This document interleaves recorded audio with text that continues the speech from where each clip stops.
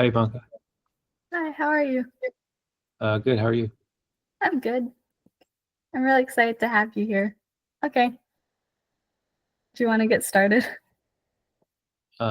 Sure. Okay. We can start with introductions. I'll go first. So I'm Ivanka, a high school student who's really passionate about climate and sustainability. And ever since I did my research projects at the U of M, and I also did one at Cornell about reducing methane emissions from livestock. And so I started MethaneMatters to educate people about climate and sustainability and specifically on methane emissions. But I'm really excited to have you here on the podcast to talk about something that's not methane emissions. Yeah. I'm happy to talk about methane. I just don't work too much on it. So I'm David Lobell, professor at Stanford. I work on agricultural systems and how they're affected by climate change, how they also affect climate change. Yeah. Thanks. Okay, so can you share your background and how you got started? Sure. I have a math background, so I was a statistics major as an undergrad. Wanted to do something related to environment and became very interested in food production and how it interacts with the environment. So went to grad school, um, did a bunch of research around using remote sensing, which was a new technology at the time for monitoring and measuring what's going on in agriculture. And I just sort of continued down that path of doing research, getting a lot of collaborative work around the world with different researchers, getting better understanding of agriculture. So That's cool. Can you share a little bit about the projects you're doing now? yeah, a lot of the projects now are they're around a lot of them around understanding adaptation to climate change. So we've had many decades of climate change in most agricultural areas that farmers are adjusting to, but we don't really understand how they're adjusting, whether it's effective what they're doing, or if it's just kind of in vain and they're having a tough time with climate change. So we look at about how do we form like an evidence base of what works, what doesn't, using different data sets. And then the other thing that we're working on a bunch is looking at practices that are intended to reduce emissions from agriculture and seeing what kind of effects they have on other aspects of the system. So there's, depending on which region you're in, there's efforts underway to try to reduce that roughly 25% of emissions coming from agriculture.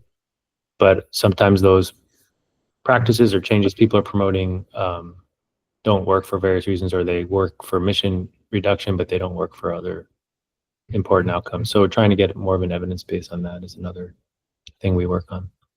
Okay. What regions of farmers are you looking at? It varies and it depends on the I guess students that I'm working with at any point in time and what their interests are. So we have historically done a bunch in the US. We've done a bunch in India and different countries in Africa. But we've also had some projects in Latin America and Europe, or Australia, kind of around the world. Usually we're working with somebody who has kind of some long experience in the region, and we're bringing in a new perspective in terms of the types of data or analysis we have. So what kind of results did you get from your research in those specific regions? So results, yeah, they vary a lot. I would say that the general theme has been that a lot of things don't work in agriculture like they're supposed to, but sometimes they are quite effective. So change does happen, and I guess some examples of things that do seem to be working pretty well is like the U.S. has gone to a much reduced tillage, like so farmers don't really till their soil as much. That's had pretty positive effects on not just the emissions from the sector, but the ability of the farmers to deal with droughts because the no-till helps to preserve soil moisture. We've been looking a lot at tree-based agriculture in the last couple of years, and that seems like growing fruit trees and nut trees within traditional agricultural landscapes like that are growing grains. that seems to have some pretty significant benefits, although we're still trying to figure out exactly how much. And yeah, some of the other stuff we've done is looked at practices like cover cropping, where you plant something at the end of the season to basically keep the ground covered over the winter. That's something that's become very common for governments to promote because it helps to reduce nitrogen runoff and could also improve soil carbon uptake. But we find that the impacts of that have been pretty, in terms of the productivity of the system, have been negative in many cases. And so there's a trade-off, it seems, in using a cover crop versus using the land for the main cash crop. Doesn't mean that shouldn't be done, but we're like, that's the kind of work where we're trying to figure out where and when does it work well versus how it's currently being used. Okay. So you talked about remote sensing. Do you use any other technologies in your research? Yeah, I mean, we use a lot of farm data that is collected through various digital platforms. Increasingly we use data from mobile phones that are collected in fields, like pictures of fields. So there's a lot of things other than either satellites or airplanes that we're using. And yeah, I think not so much my own research, but there are others using like text-based information from sending out text to farmers, or all sorts of like alternate ways of gathering stuff. And then there's certainly colleagues here that are working on ground-based sensors that can, for example, quickly measure soil fluxes of different gases, or even look at the air column and understand like methane and CO2 coming off of the land surface. So Okay. What technologies do you use to like analyze the data then? we use kind of standard machine learning, I would say, pipelines. So a lot of Python and R and different packages that have been developed over the years. Yeah. Yeah.